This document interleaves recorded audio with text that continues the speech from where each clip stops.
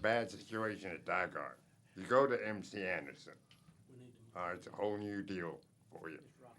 But what was it like working with Sam Summers in that first year? Well, he didn't last much after that. When I sat down with MC Anderson, the day I sat down with him on a Saturday or Sunday, because I worked out the weekend, then they had Sam Summers. He said, I want his plan. His plan was, I want to finish out the year with Sam, and I know he's too old. And Sam was about 46, 48 then.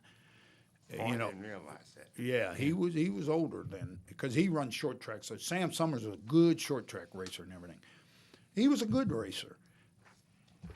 And MC said, how do we build a winning race team? And I said, well, it takes time. It takes 2 to 3 years to get there. The first thing you got to do, everything revolves around your driver. The tire deals, everything. And whatever deals you're going to make, if you got a named driver, you'll do good. You can build it up. And Sam has never been to none of these speedways and stuff, and he's short track race. It's like a sprint car driver driving champion in sprint cars. That don't mean he can jump out into a stock car and drive. It's a big difference. You see a lot of these guys that are champions in road racing and everything, and I mean they can drive the heck out of a road course, but when they get them to a circle track, George Foreman was a Formula One champion. When he drove for Bud Moore on circle tracks, we couldn't do nothing, and that's when he got rid of him, put Buddy Baker in it, and all of a sudden, boom, we're on the poles and everything. And it's a big difference. And I explained that to him, and he says, "Well, Sam's going to be gone the end of the year." And he told me that, and he said, "Who would you get?" Well, and I said, "Well, I know Baker's disgusted where he's at." And I said, "We can get Buddy Baker next year." And he said, "If we can get Baker, and everything." Well, so we laid it all out, what the plans were, how he was going to do this and everything. And then I'll never forget this. He says, "Now, the biggest thing, I don't know if I can afford you or not." You know what I mean? He said, about money. Well, let's talk about money. And I never had this happen to me before. He said, "I'm going to write a figure down, and you write a figure down on a piece of paper. And we'll talk about it." Well, I was making back then about $48,000 at Dygard, and that's 1974, 75. That's pretty damn good money. Well, I wrote $62,000 down on my paper. And this was a big stink after, too. He wrote $102,000. And he throwed his out there. I just took my paper and put it in my pocket. And I said, "Well, Mr. Anderson, nobody needs to know about this." Well, somehow it got out.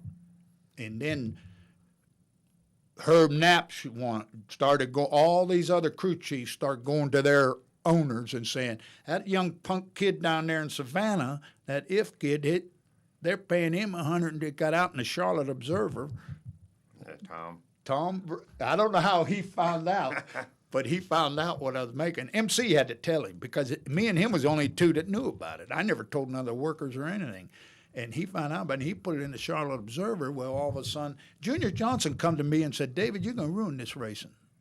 That's exactly what he told me after. Bud Moore didn't talk to me for 2.5 years. And it wasn't my fault. He's the one who threw the paper out there, but I was living good. But I didn't know this. And anyway, Sam left. Buddy Baker asked him, "Buddy, you want to drive?" "We ain't going to run them all. We're going to run 18, 19 races." And we run good, but blowed up. So he said, "What do we got?" I said, "We got to put our own motor room in to do." That was the plan the second year.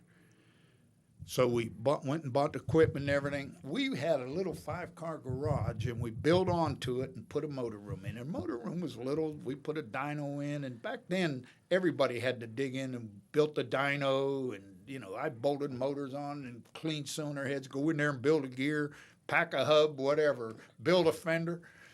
And I had to get good people, so I got Barry Dotson, he was with the Petties. He was their jackman. And when you looked at hiring people back then, you looked at what can they do race day? You know, so Barry was their jackman, Petty's jackman. So he talked to me, said, I'll come down there and work. Because he knew they read what the hell I was getting paid, and then they figured.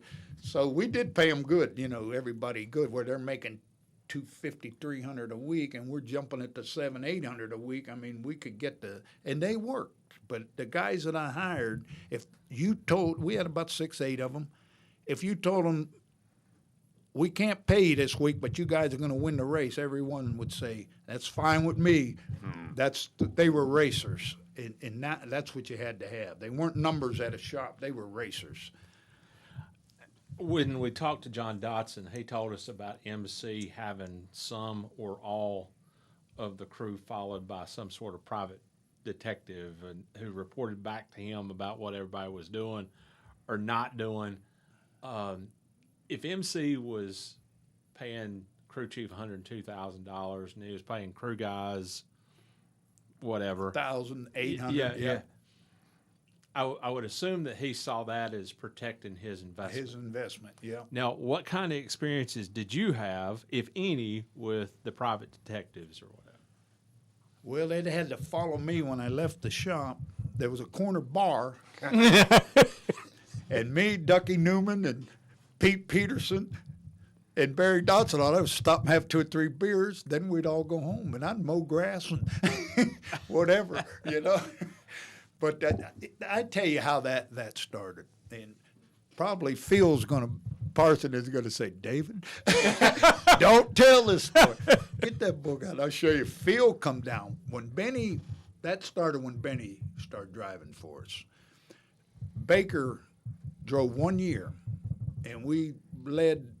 You know, we should have won Michigan. We should have won Atlanta. Atlanta, I don't remember. We lapped the field in Atlanta with that 27 car with Buddy Baker. 19 laps ago, he come on the radio and said, this thing's running hot. We got a lap on the field, so come in. The caution come on. I said, come in and get water. Come in. We'll cool it off. That's when they plugged the water in. He wouldn't come in. We didn't need gas, and we run around and we blowed up. That's Baker. That's Baker. He wouldn't come in. That's right. The first race that he come to drive for us, Daytona 500, we led that thing 160-some laps in the blue 27. Yeah. Led that race. We should have won it. He comes on the radio with about 15 to go and said, this thing's vibrating. It's starting to vibrate. And I said, let off. It was running out of oil. And I said, let off the coast. We lapped the field. And I said, let off. He come around the next lap, he was a 10th quicker. I said, go on. Boom, 4 laps to go, coming through the tri-oval. That's Baker. Blowed it up. Well, I looked at the stats, and the year that Buddy drove for you, you ran 19 races. You had an engine issue in 11 of them, and an ignition problem in another. But in every other race, you were able to score at the very least a top 10. Every race that you finished, you were top 10, and you were second at Daytona. You were second at Talladega. Yeah, we had we didn't have a motor program. So, and I tell you, we were getting motors from Jack Tant. Jack Tant was a good motor builder, but he was a short track motor builder. And back then, you know, you didn't have the Hendrickses and the Roushers to go get motors. You had to find, and he was the only one that took us on, you know. And I give him a lot of credit to take Baker on for a motor builder. And he was out of up there at Raleigh, on the other side of Rocky Mount. And we would go up there and get the motors and everything, bring them back. But he done us a good job. And Ray Hendricks won all them modified races with Jack Tant motors. That's right. And you couldn't beat him. When he unloaded, he was the man to beat. He was like Richie Evans with Hutter motors. Yeah. You know. Well, back to Phil. Back to Phil Parsons. Phil come down. And the private eye and whatever. Yeah. Phil come down in the summer. He was going to college up there in Detroit. He's still living up there. Benny come to drive for us. Benny was living in Ellerby. He starts driving for us. Summertime, Phil comes down. and he's helping us. Well, MC had 2 daughters, Andrea and Angela, and they were Phil's age. Well, Uh-oh. that's how that all got started. Wasn't David Ifft or Barry Dodson. I mean, we might have got into the following shit, but it wasn't me. They didn't want. I hid. Well, given all the problems you had that year with Buddy, the engine failures and his style of driving. How big of a surprise was it when he left after just 1 year? Well, we were at Ontario, the last race of the season, and we all the teams would go up to Vegas after and spend a couple days, the crew chiefs, owners, and everything. True. Everybody. When the race was over, we went to. I think we finished 4th with Baker there. I don't know, and I can't remember. I'm old, but we went to Vegas, and that's when Harry Ranier had the dream team. Jake Elder, Herb Knapp, Waddell Wilson. I mean, you're throwing 4, 5 Muhammad Ali's in a ring. I said, that ain't never going to work. And anyway, I got up early one morning and went down to get breakfast and everything. And because nobody was up early. They'd stay on that, even like MC, you'd see him on that, what is it, blackjack table? Yeah. I seen him have $100,000 in front of him at the blackjack table. Wow. And, you remember, they'd throw a towel over it. I'd have to get him and say, come on, MC, go to bed, you're tired. And I got up early, and I seen Herb Knapp, Waddell, and Jake, and Harry Ranier sitting over there eating breakfast. And, in Baker. And I said to myself, because he told everything back then was a handshake and, I'm going to drive for you. Okay. He said he was going to be there next year. But in a roundabout way, blowing up all them motors and everything, and he had a chance to go with them guys. I didn't blame Baker. Sure. But the way he done it, he wrote a letter. He told us he's going to be there. Anyway, on the way home, we was there another day or two. Well, Baker's supposed to fly back with us to Charlotte. Well, he leaves that morning, and he said he had to get back or something. He left the message for somebody. We get back. There's a MC. We took off till that. We got back we were coming in the next week, take off the rest. That was the last race of the season anyway. Give everybody a break, come in Monday. Well, MC called me up Friday, and come up and see me. And he throws this letter in front of me. Baker wrote him a letter telling him he was leaving. I mean, you could have called him, you know what I mean, and said you're leaving. Don't. And that and I think the world of Buddy Baker, hell of a race car driver. That kind of give me a sour taste. That why wouldn't you tell us? There's no big deal. Baker, I don't blame you for going. You got Waddell Wilson's motors. And they drove that black Spectrum 28 car. And Daytona the next year, he dominated, sat on the pole, won the Clash, won the first 125 miler. That was the first year that they had the in-car camera. I mean, televised at CBS, flag to flag. That's when they had to fight. Mm-hmm. That's what put NASCAR on the map. Working up to this race here, we was in the second race we didn't get into his race, thank God, or we would have finished, We were in the second race with Benny. Richard was in our race. We got in the easy race somehow, and we won the race.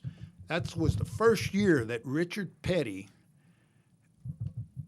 went to Coil Springs, and they always run the Dodges with torsion bars and leaf springs.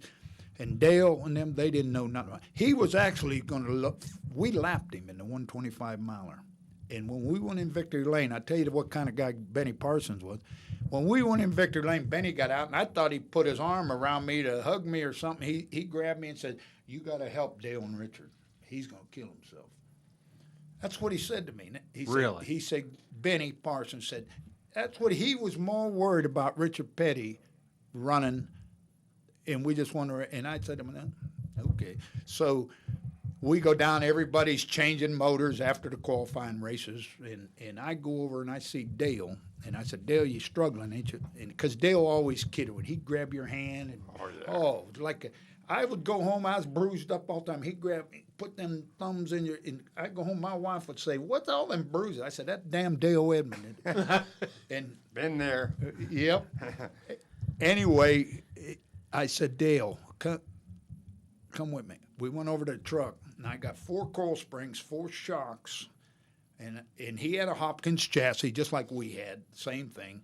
So I give him them. I give him the setup sheet. I said, set the heights like this, put this sway bar in it, do it just like this.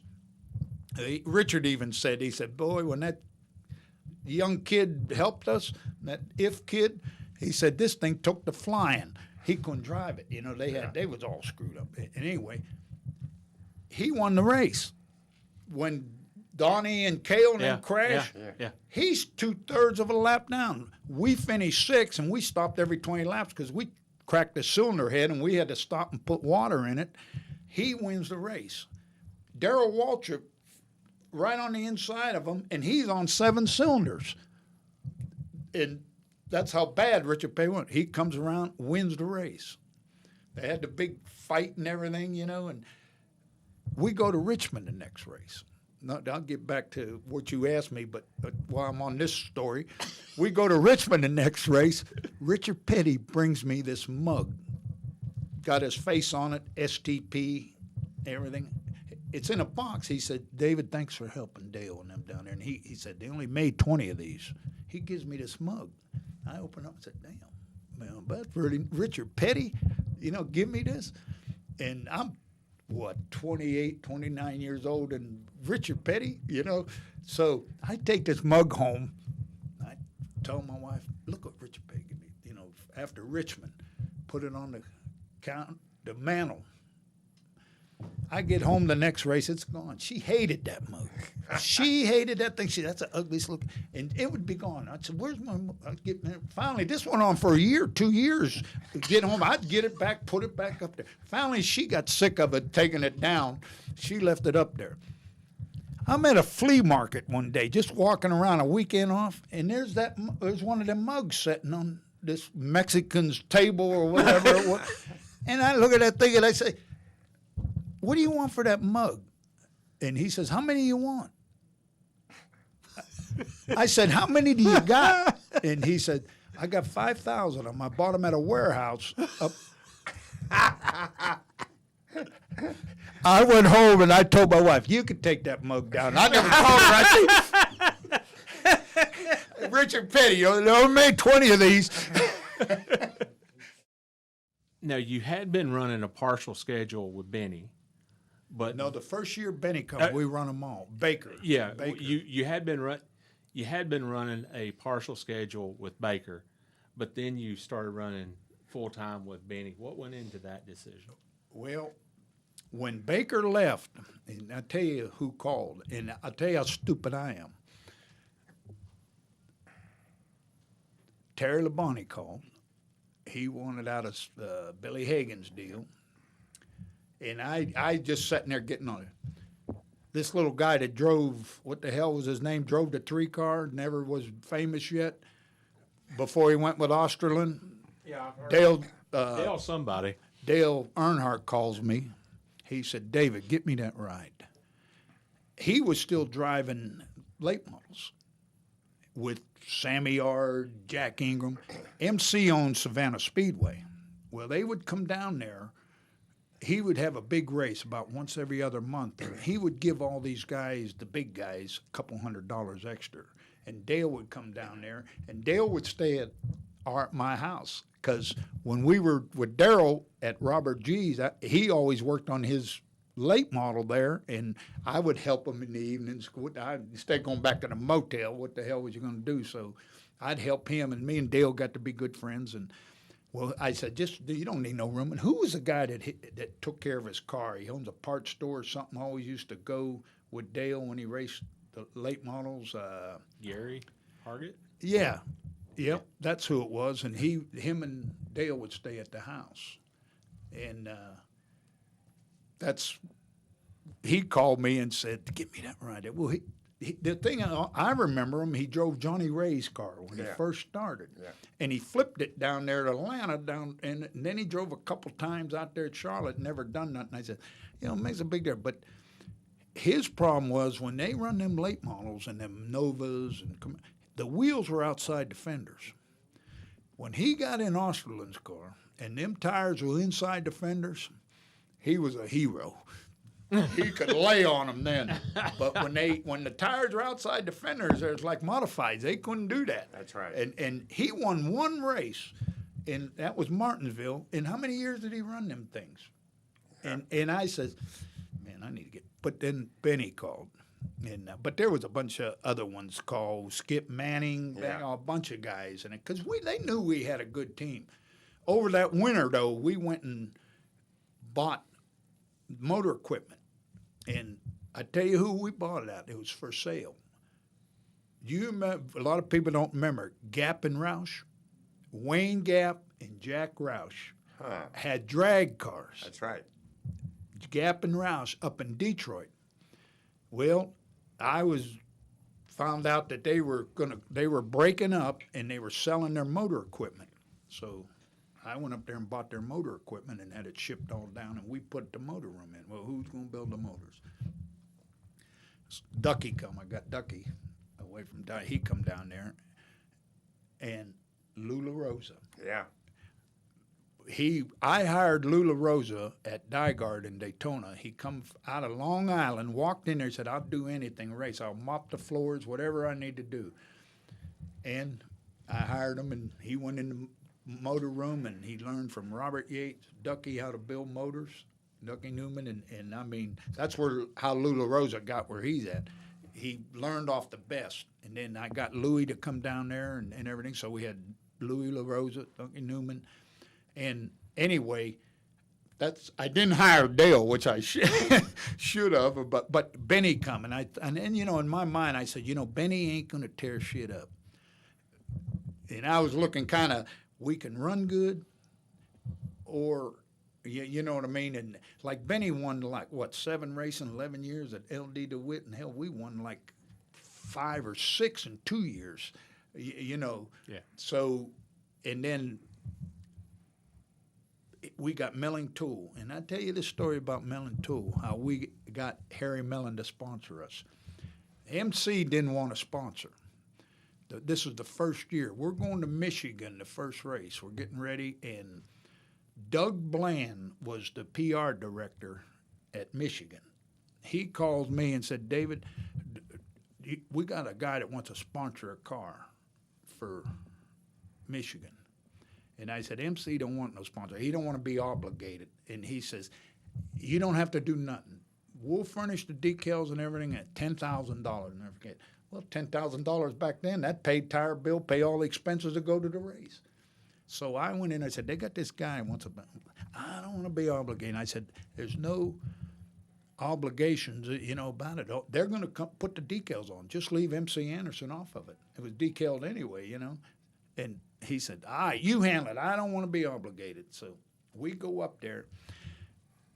We practice the first day, and here comes this guy with that big cigar, Harry Mellon. I didn't know Harry. I didn't even know what they'd done. And he was like a $92 million a year company. He built all the oil pumps for Ford Motor Company, camshafts. Then you start looking back, you know, Benny knew all about it, what they'd done. And Harry sponsored us, one race, $10,000. Put it on there. We sat on the pole and win the race. He's so hyped up, man. He's in victory lane. I still got pictures of it in there. And he's in victory lane, and he said, "How about, what's the next race? I'll sponsor you in the next race." I go back and I said, "He wants to sponsor the next race too. Same money?" Because then MC didn't have to. He finally figured out. Everybody knows who I am. You know, I don't need my name on that car. So he paid us the next race. It was whatever was left. Back then it was 23, 24 races they run, which that's what it should be now. Give these people a life. And he come at the end of the year in Atlanta was the last race. No, Ontario. was the last race of the Okay, year. yeah. The last 2 years was Ontario. Who won the last 2 races in Ontario? That would be Benny Parsons That's right. and David Ifft. Yeah. But anyway, we won Ontario. We're in the motel room, and this is the last race. Cale Yarborough's coming. No, the first year. This is the first year. We're in Ontario. Before the race, on a Saturday evening, having a few beers with Harry and, MC and us. And Harry said, boy, I'd sure like to sponsor you next year. And I tell you how they done it. We spent totally to run 22, 23 races back in 1978, 79, and that $600 and some thousand. MC come in, called me in and said, David, buy something. Because he was using it for a tax write-off or whatever. He said, buy something. I said, we don't need nothing. We got one new car ordered because, we built new ones and sell them during the year. And we had all the equipment we needed. He said, buy a Bridgeport, buy something. I got to spend some money here. And anyway, we was in Ontario in the motel room, and Harry Mellon wanted to sponsor us next year. So this is how it used to be. Now there's lawyers, contracts. They sat there and said, 10,000 a race, 200 and some thousand, same thing as last year. He said, well, how do you want it paid, MC? He said, whatever. He says, if you want to pay every month or every 3 months, whatever, just keep track of it, Harry. They shook hands and I think it was like 320,000 or something, the whole deal. And they shook hands on it and had a beer, and That was it. that was it. There was no contracts, no nothing. Benny was there. Benny, you're driving, ain't you, Benny? I ain't coming. Shook hands with him, and that was how it went. Wow. How would you compare Benny's driving style to Buddy Baker's? You. Benny was good at all the tracks. Baker was good at the speedways. That's true. That's where Baker shined. The Atlantas, the Charlottes, the Talladegas, Daytonas. As far as Daytona, Talladega, probably Buddy Baker was the best. He all no all balls, boom, go. Yeah. But anyway, we run that next year, and tell you how Cale Yarborough come. You want to hear this story?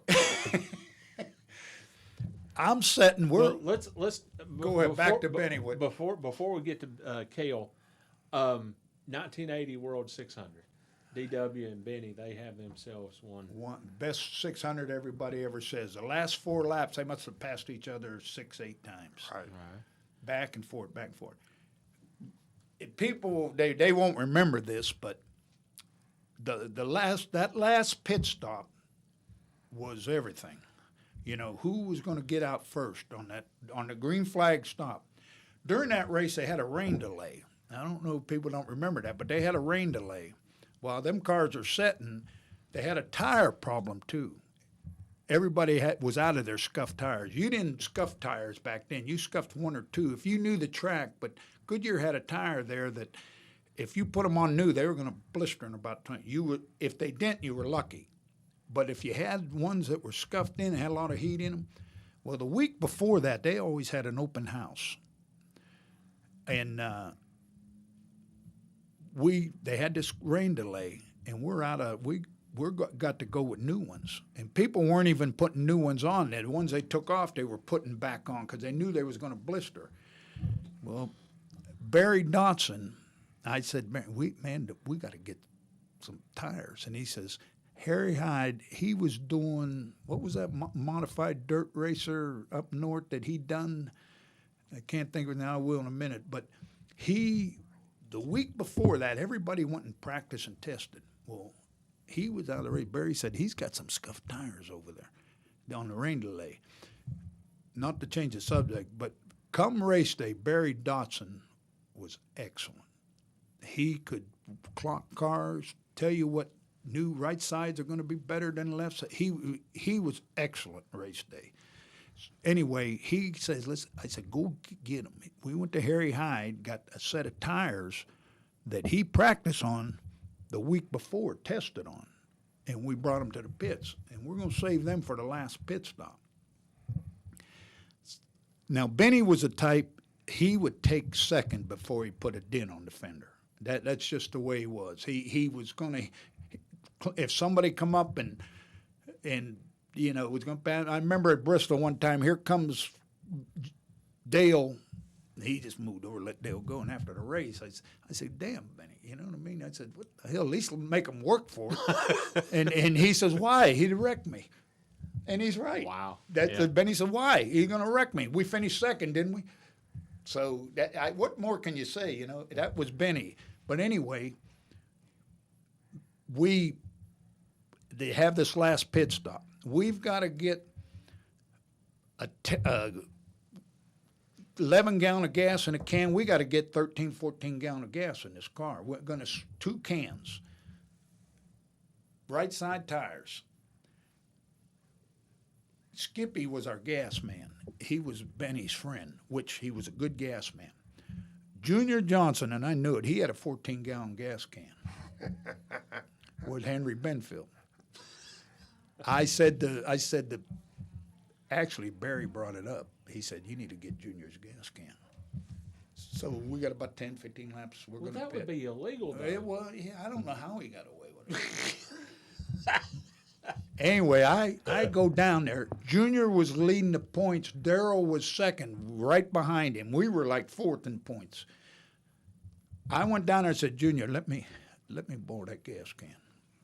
Junior said, can you beat him? And I said, if I can get him out of the pits and don't, you know what I mean? And the only reason, if I can hit 1 can and 2 tires and go, that'll pump Benny up to beat him. Junior says, take Henry with you. Let him, and you know Henry was a hell of a gas man. And here comes Henry with a Holly Farms uniform on and everything. Last pit stop, here we come. Boom, he hits that can. By the time we change his 2 tires, Henry's got that gas in there. And boom, out we go. And we come out, half the straightaway ahead of Darrell. Darrell chases us down. And that's when I said to Benny, I said, come on, Benny. Show him what you're made out of, buddy. And he passed back, and we beat him. We put them tires on that we got from Harry Hyde. We beat him, won the World 600. I get home. We go up to the top and everything, and everybody carrying on and everything. Let me tell you this little story here before that, going home from that World 600. Bob Feller was there, the Major League 20-game winner. He was doing something for Sheraton and everything. He was there during the week. So me being close to Youngstown, Ohio from Cleveland, I used to go with my brothers when I was little, watch him pitch Cleveland Indians. Talk to him and everything in the garage area and everything. And he was in Victory Lane after we won and everything. And he, talking to him, he gave me a baseball. Bob Feller on it. Signed Bob Feller baseball. Remind me to go back to this race here. On the way home, I get pulled over. This state cop pulls me over, little guy, pulled over. He talking, and I got my race uniform on. Pete Peterson's with me. He's got his race uniform. My wallet's in the truck because we had to pit the car and everything, and I always put my wallet. I ain't got my driver's license with me, nothing. And I says, just in about 5 minutes, our truck's going to be coming by, and I'll wave him down and get my wallet. He's sitting there. All right. Here comes 2 cans in the truck, and Eddie Strap. Boom. Right on by. And in the meantime, while I'm waiting for them to come, I'm trying to carry on a conversation. I said, you know, Bob, the baseball? And I'm showing them this baseball. He gave me an autographed baseball, Bob Feller. I know where this is going. They go right by because they've been drinking like us. He goes boom, right on by. He looks at me and he says, is that your buddies? And I says, yeah, I don't know why they didn't stop. And Bob Feller, he says, well, I tell you what, son. I knew it. You give me that Bob Feller baseball and you can go on your way. What in the hell could I do? hand him the Bob Feller baseball. Went to Savannah, Georgia. That's anyway. Back to the race. Back to the race. We win the race. We get home. I lost my Bob Feller baseball. Get home about 2:00 in the morning. I get home at 12:01. It's about 3.5 hours in Savannah. About 2:00 in the morning, the phone rings. I answer. It's Benny. I said, "What, Benny?" And he goes, "Why was Henry gassing our car?" He's in the car. He don't know who's gassing it. He goes home, watches on the news or something of the end of the last pit stops and that on the news, and he's, "Why was Henry gassing our car?" And I told him, I said, "Because we had a big gas can. We couldn't take the time to switch in and out. Throw one can, get another can." There was a big silence, and he said, "David, if I got to win a race cheating, I don't want to win it." Really? And he made me feel like that's exactly at 2 or 3 in the morning. And I'm thinking to myself, I just won him his biggest damn race of the year, and I'm getting my ass chewed out. And it hurt me in a roundabout way. And I said, he shouldn't even care about what the hell I'm doing. Drive the damn race car. I don't ask him how to drive. Well, you done this wrong. I never criticize him when he move over. But anyway, went on, and I'm getting ready to chew his ass the next race about getting on me. We get to the racetrack, and Benny says, "Come here, then. Come on." And I get up in there, and he says, "I want to apologize to you. I had no right, no business calling you and telling you. I was just hurt because Skippy wasn't gassing the car." I said, "Skippy's a part of our team. This was to win the race. That ain't got nothing to do. Henry Benfield doesn't have nothing to do with Skippy. Skippy's our gas man, Benny." And he said, "I want to apologize. I just should have never done it." And I mean, he made me feel like hell now for feeling bad, But that's the way Benny was. He had constructive criticism and everything, but it was constructive criticism to make you better. Yeah. And that's just the way he was. Mr. Nice Guy.